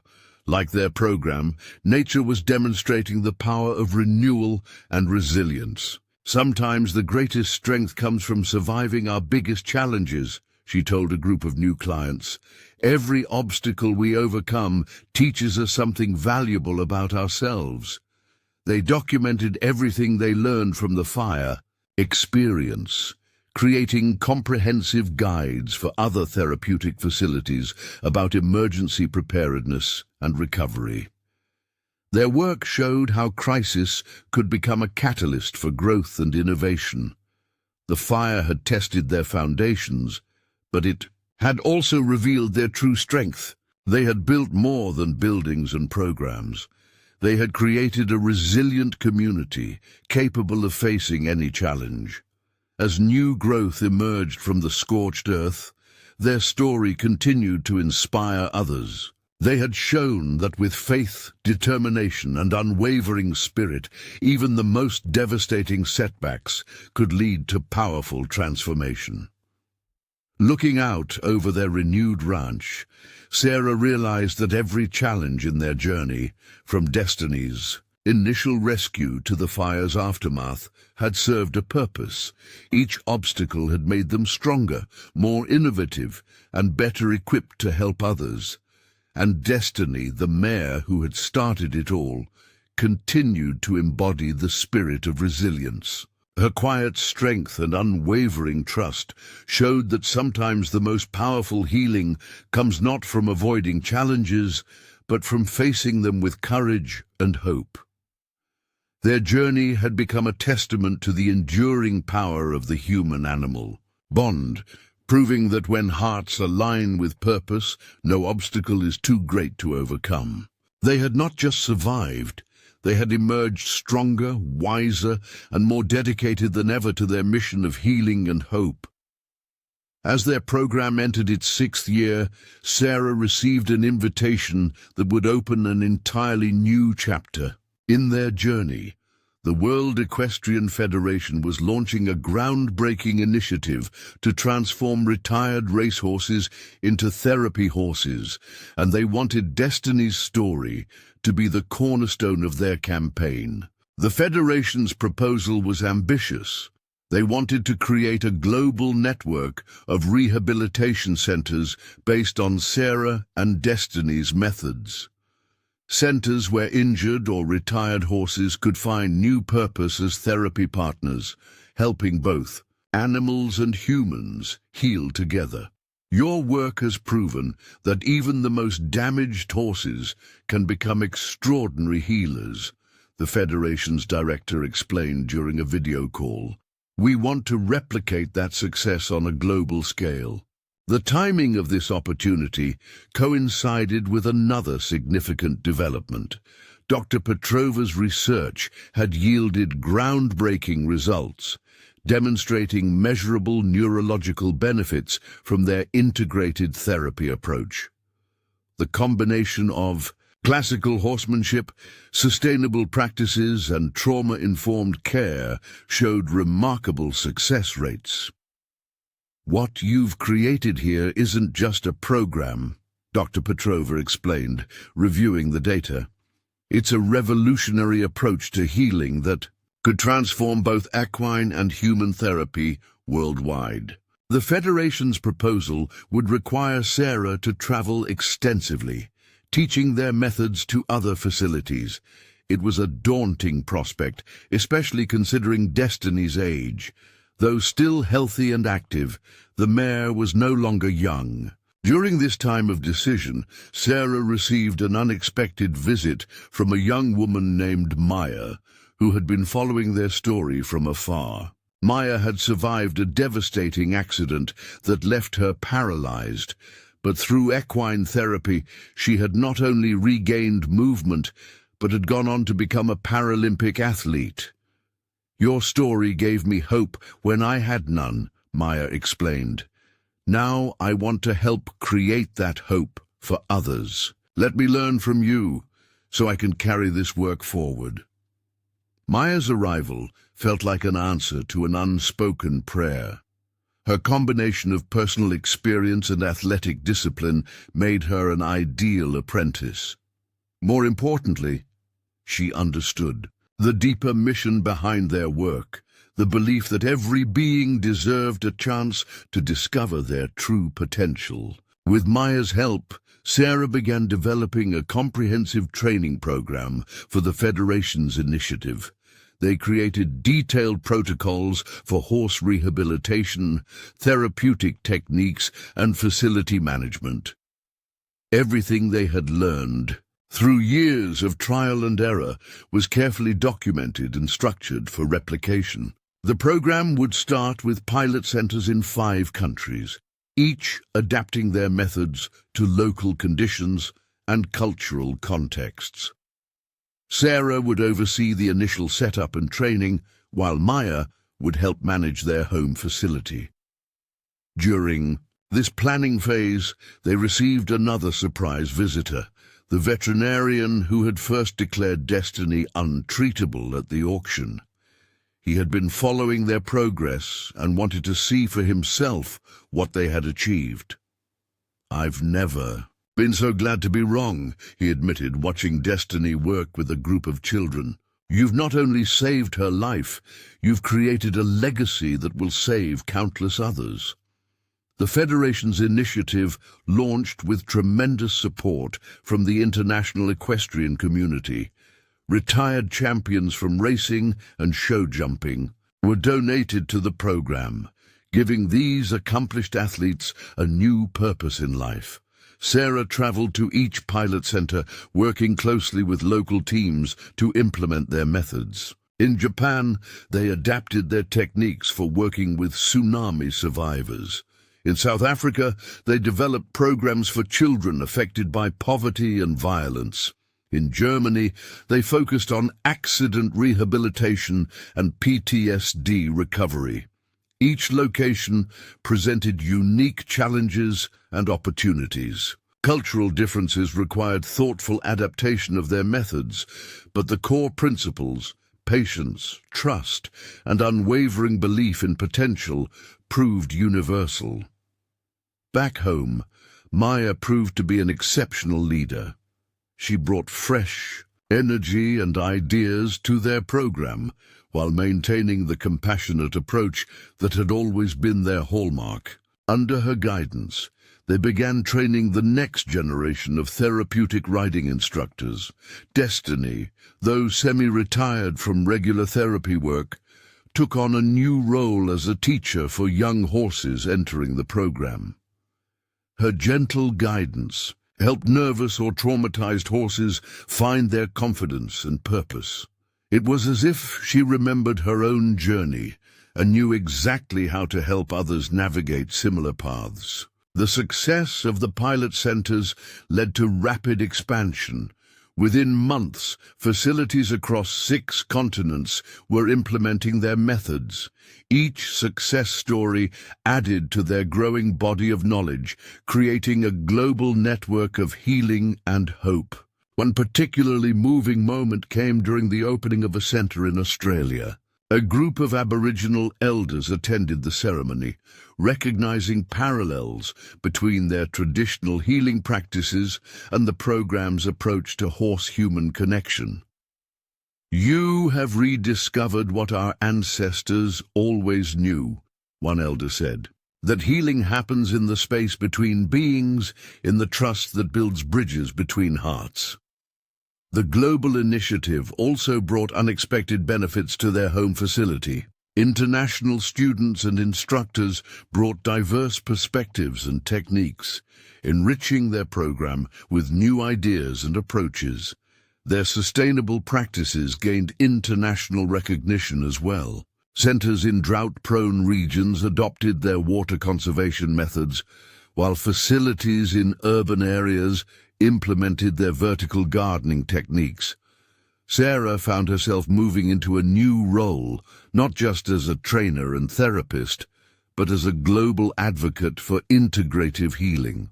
She spoke at international conferences about the power of second chances, using Destiny's story to inspire change in how society views both damaged horses and people facing challenges.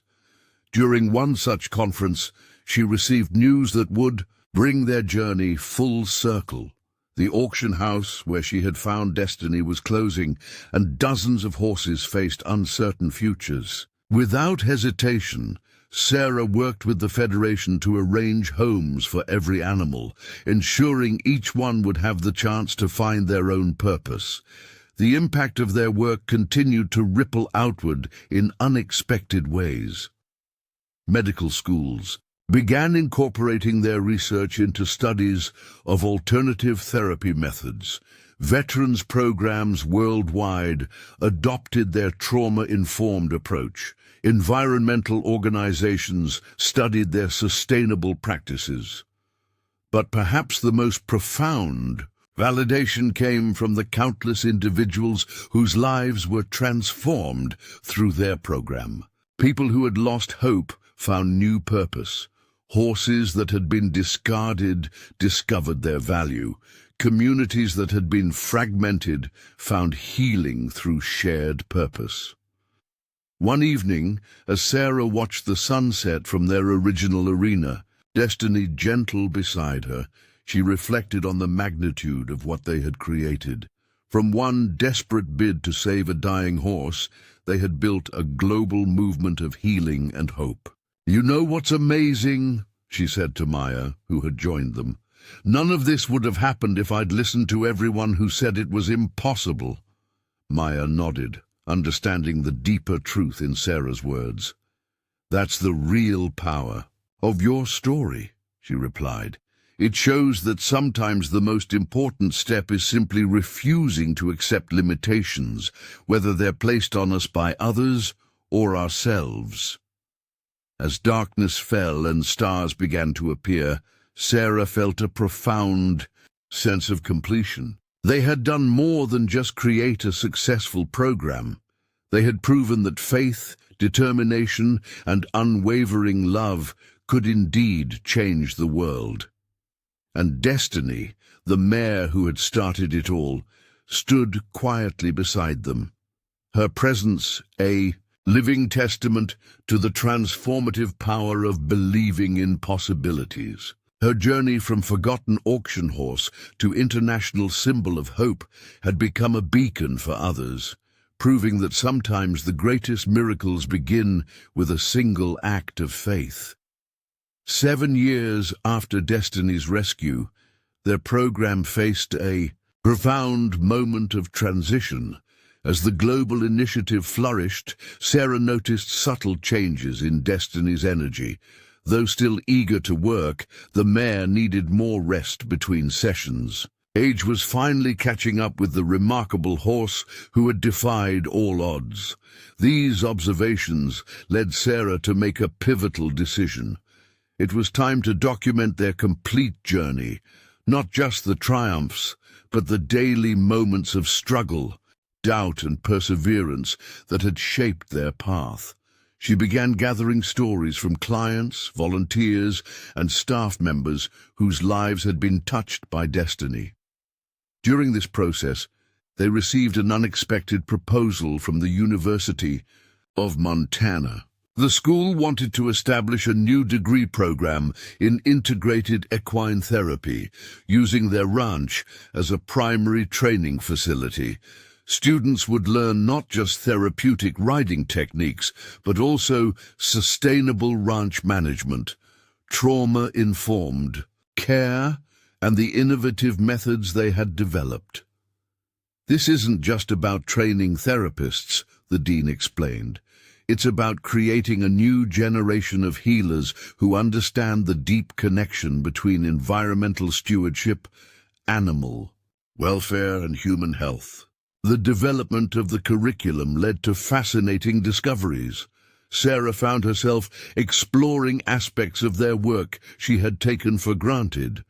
The way Destiny communicated with anxious clients, her intuitive understanding of each person's needs, her ability to teach other horses. All these elements needed to be analyzed and documented. Maya proved invaluable in this process, helping translate their practical experience into academic frameworks.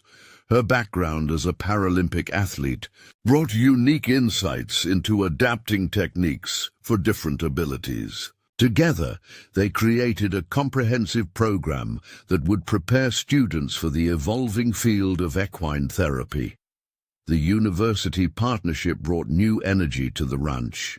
Young students arrived full of questions and fresh perspectives, eager to learn from Destiny's legacy.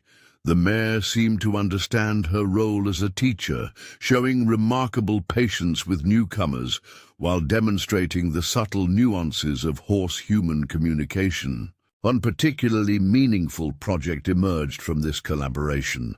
A group of graduate students proposed creating a series of children's books based on Destiny's story. These books would help young readers understand concepts like resilience, empathy, and the importance of believing in oneself. The first book, Destiny's New Beginning, told the story of her rescue and recovery. Illustrated with beautiful watercolors, it captured both the challenges and the triumph of their journey. The book became an instant success, resonating with children and adults alike. More volumes followed, each focusing on different aspects of their work. Destiny's Garden explored their sustainable practices through the eyes of the therapy horses. Destiny's Friends showcased stories of the people and animals whose lives had been transformed at the ranch. Destiny's Promise dealt with themes of trust and healing. The book series spawned an educational outreach program, bringing their message of hope and possibility to schools across the country. Children who struggled with various challenges found inspiration in Destiny's story, seeing their own potential reflected in her journey from broken auction horse to beloved healer. During this time, they received a visit from a film crew working on a documentary about innovative approaches to therapy. The filmmaker was particularly interested in capturing the intergenerational aspects of their program, how children, adults, and seniors all found different kinds of healing through their work with the horses. One touching moment caught on.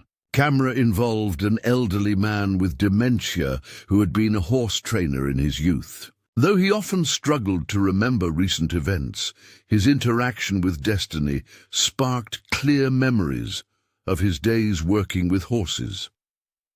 His family watched in tears as he confidently demonstrated proper grooming techniques, his hands steady and sure.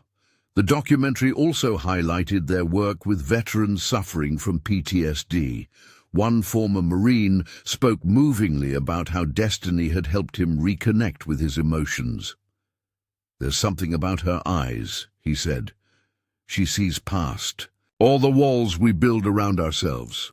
The film captured the essence of their approach, how the combination of horsemanship, sustainable practices, and compassionate care created an environment where healing could occur naturally. It showed how their methods could be adapted for different needs and circumstances, making their work accessible to a broader audience. As the documentary gained attention, Sarah received an unexpected call from a wealthy philanthropist who had been moved by their story. He wanted to establish a foundation that would help other facilities implement their methods, ensuring their work would continue to grow and evolve.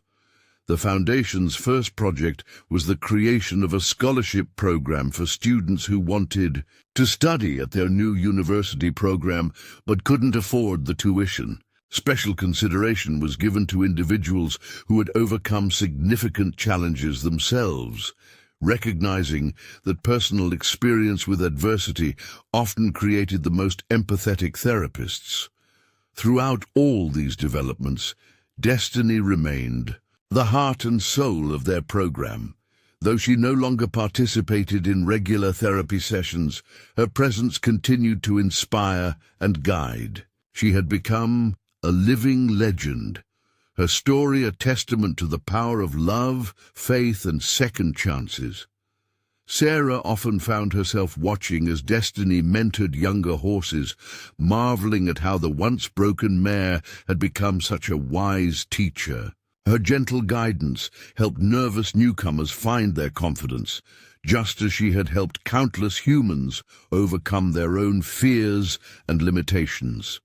The Foundation also sponsored research into the long-term effects of their integrated approach. Studies showed that clients who participated in their program not only showed improvement in their immediate challenges, but also developed greater resilience and adaptive skills that served them throughout their lives. One particularly significant finding revealed that children who worked with their therapy horses showed increased empathy and emotional intelligence. These skills translated into better academic performance, stronger social relationships, and greater success in overcoming future challenges. As their influence grew, Sarah never lost sight of the simple truth that had started it all.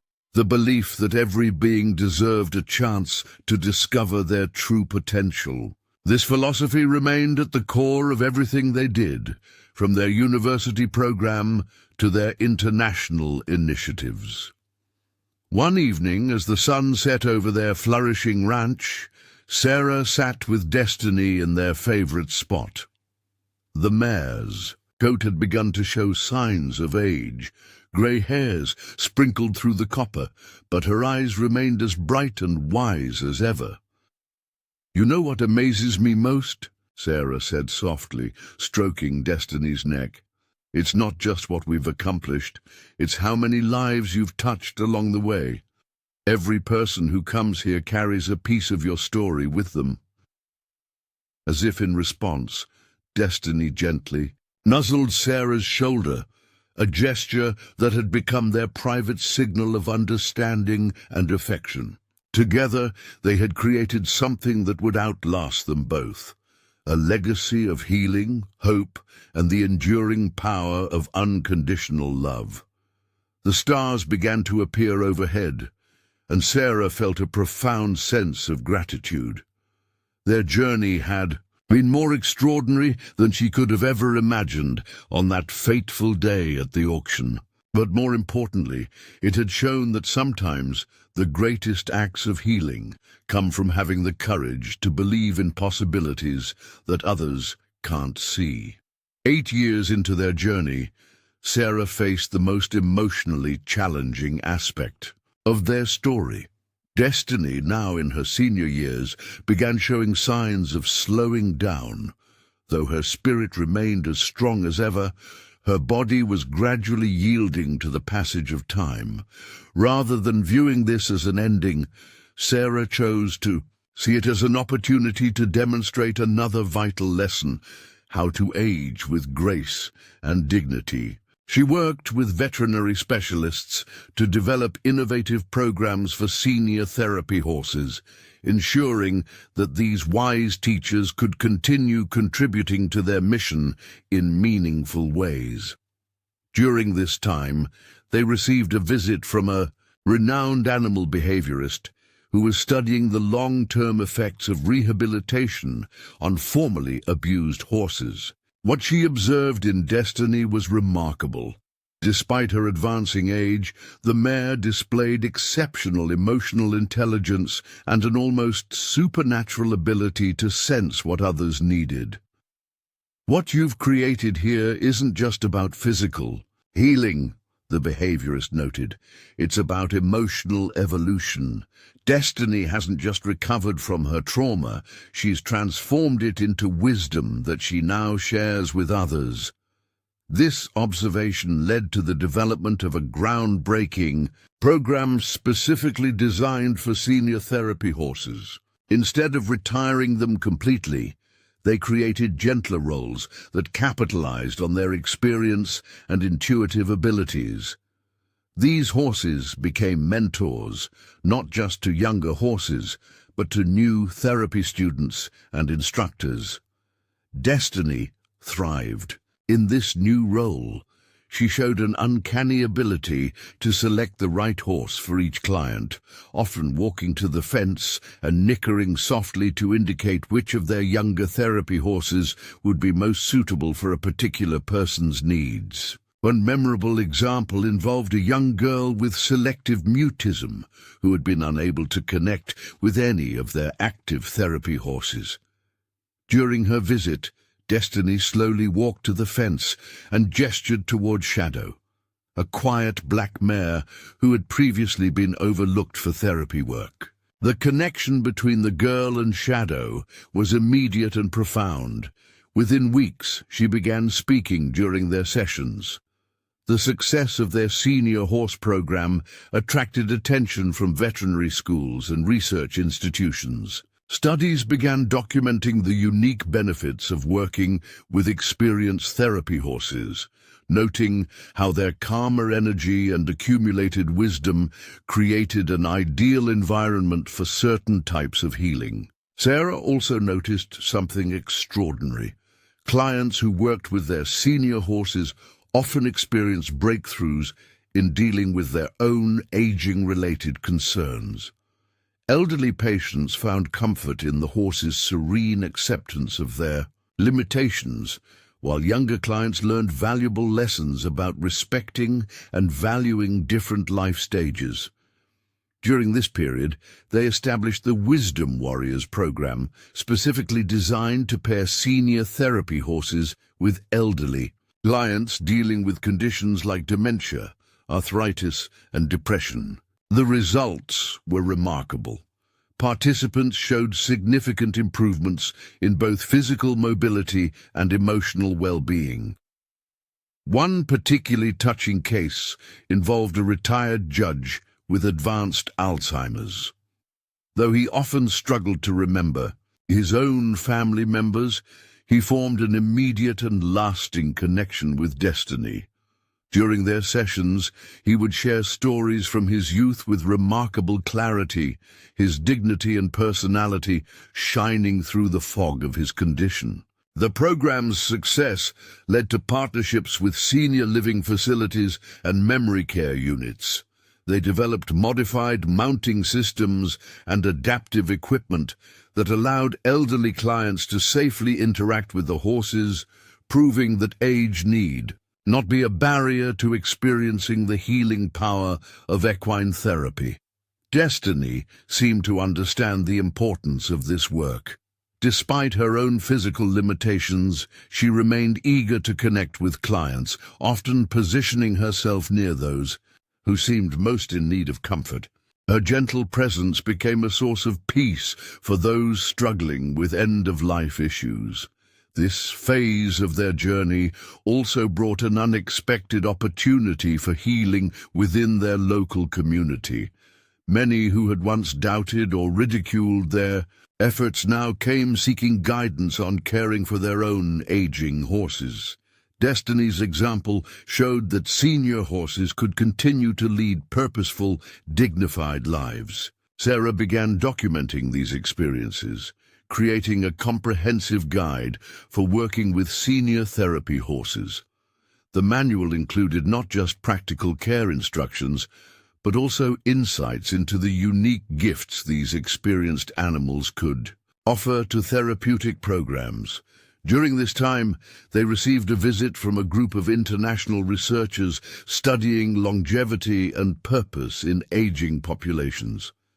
They were fascinated by how the interaction between senior horses and elderly clients created mutual benefits, often extending both physical health and emotional well-being for both species. The researchers' findings led to the development of new therapeutic approaches that recognize the value of intergenerational healing.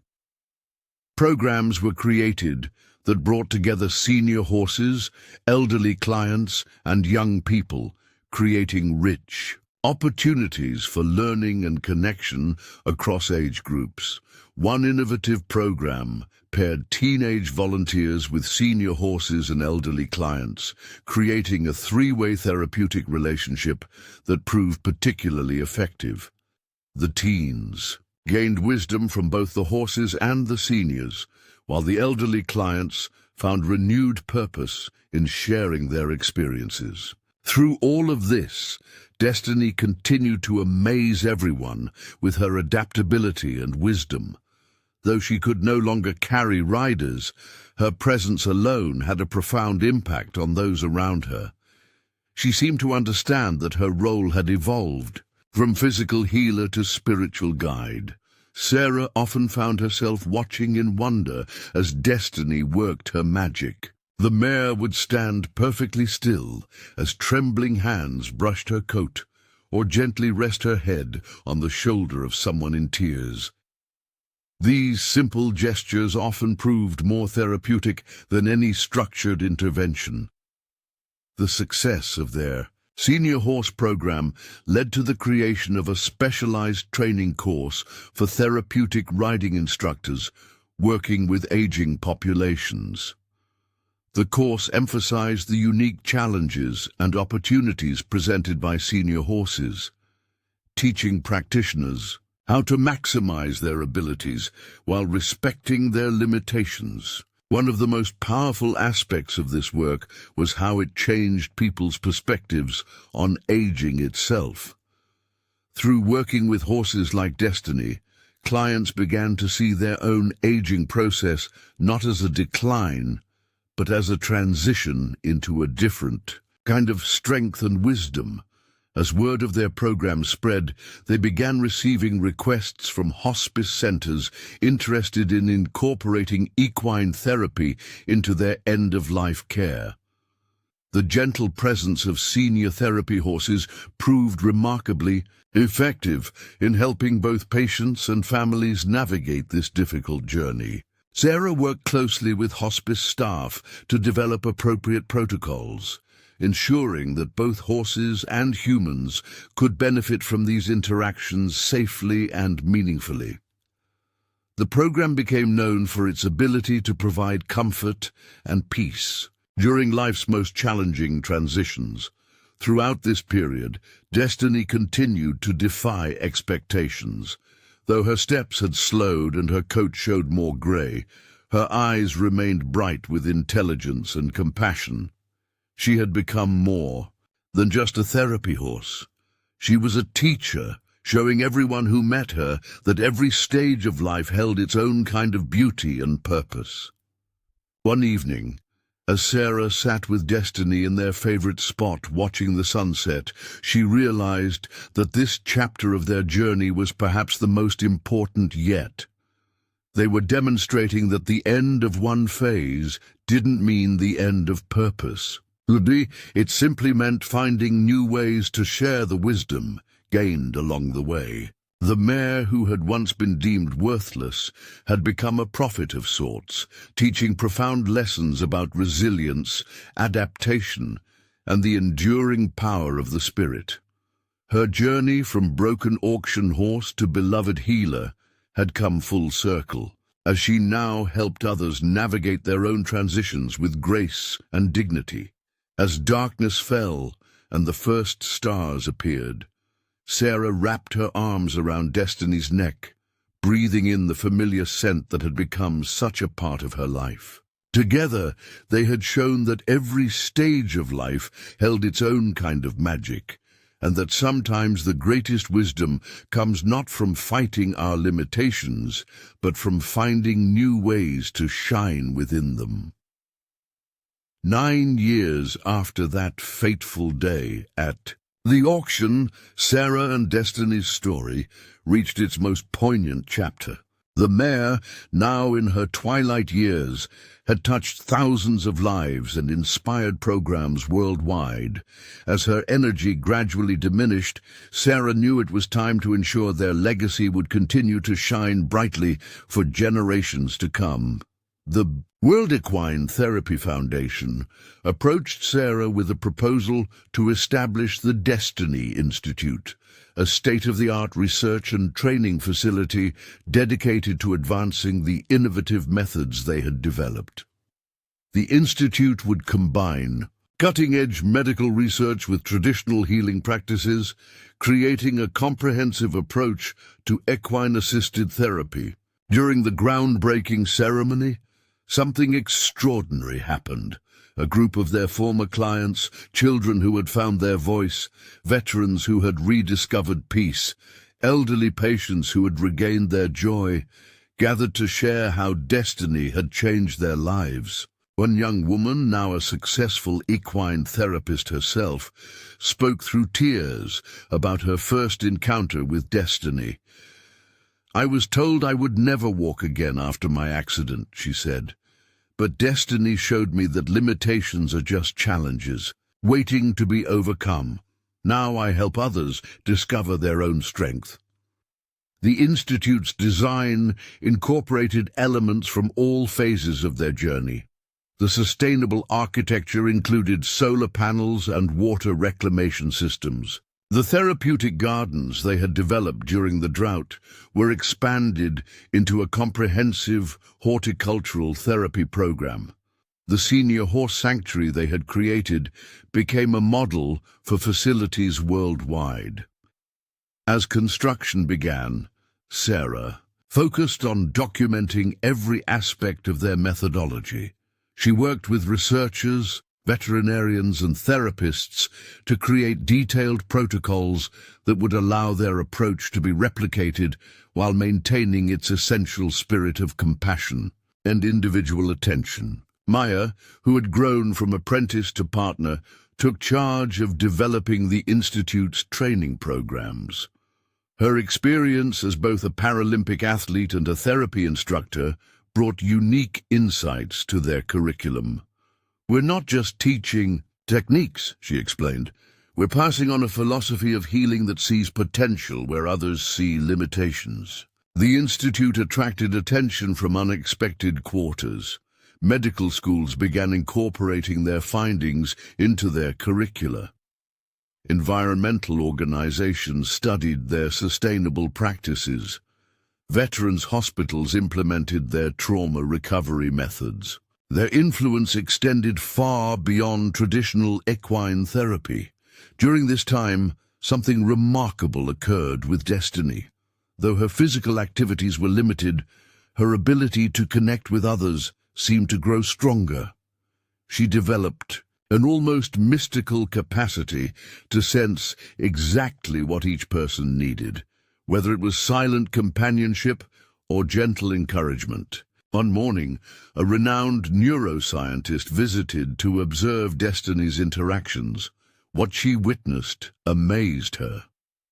The horse's brainwave patterns synchronize with those of the humans she's working with, she explained.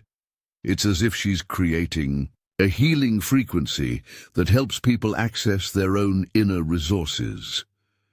This discovery led to groundbreaking research into the neurological aspects of horse-human interaction. The findings suggested that the bond between humans and horses could activate healing pathways in the brain that other therapies couldn't reach.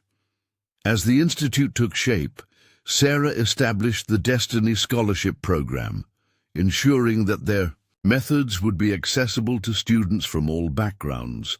Special preference was given to those who had overcome significant challenges themselves, recognizing that personal experience with adversity often created the most empathetic healers. The program's first class included individuals from around the world: a former soldier who had lost his legs in combat, a young woman who had survived human trafficking, a teenager who had overcome severe autism. Each brought their own perspective to the work, enriching the Institute's approach. Destiny seemed to understand the importance of this phase of their journey. Though she could no longer participate in physical therapy sessions, she became an extraordinary teacher for these students. Her presence alone demonstrated the power of resilience and the importance of believing in possibilities. One evening, as Sarah sat with Destiny watching the sunset over the Institute's rising walls, she reflected on how far they had come. The mare, who had once been deemed worthless, had helped create something that would continue changing lives long after they were both gone. Martha, who had been with them since the beginning, joined them with her characteristic wisdom. "You know," she said, "some people leave behind buildings or fortunes, but you two, you're leaving behind hope. That's a far greater legacy." The Institute's completion coincided with an international symposium on innovative healing practices. Practitioners from around the world gathered to share how Destiny's story had influenced their work. The mare's journey from auction reject to healing pioneer had inspired countless others to look beyond surface limitations and see hidden potential. During the symposium, they unveiled the Destiny Protocol, a comprehensive guide to their integrated approach to healing. The protocol combined their experience with scientific research, creating a framework that could be adapted to various settings while maintaining its core principles of compassion, patience, and unwavering belief in possibility. Sarah ensured that every aspect of their journey was preserved and shared. The challenges they had overcome, from Destiny's initial recovery to the drought, the fire, and beyond, became case studies in resilience and adaptation. Their successes and setbacks alike offered valuable lessons for future practitioners. As Destiny's physical strength continued to fade, her spiritual presence seemed to grow stronger. She became a living embodiment of their core message, that true healing went beyond physical recovery to touch the very essence of the spirit. The mare who had once stood trembling in an auction pen, deemed worthless by all who saw her, had helped create a revolution in healing practices. Her journey had shown that sometimes the greatest transformations come not from grand plans or expensive programs, but from simple acts of faith and unwavering love. Sarah knew that their physical journey together was drawing to a close, but their impact would continue to ripple outward through the countless lives they had touched. The Destiny Institute would carry their work forward, inspiring new generations to believe in the power of second chances and the limitless possibilities that arise when we dare to see beyond surface limitations. As the stars began to appear above them, Sarah wrapped her arms around Destiny's neck, breathing in the familiar scent that had become such a part of her life. "Thank you," she whispered, "for teaching me that sometimes the greatest miracles come from having the courage to believe when no one else will." Destiny's gentle nicker seemed to carry all the wisdom of their journey, the triumph over adversity, the joy of healing, and the profound truth that love, when given unconditionally, has the power to transform not just one life, but countless others through its endless ripples of hope. Together, they had created something that would outlast them both, a legacy of healing, hope, and the enduring power of believing in possibilities. Their story would continue to inspire others to look beyond limitations, to believe in second chances, and to trust that sometimes the greatest miracles begin with a single act of faith. Up next, you've got two more standout stories right on your screen. If this one hit the mark, you won't want to pass these up. Just click and check them out. And don't forget to subscribe and turn on the notification bell so you don't miss any upload from us.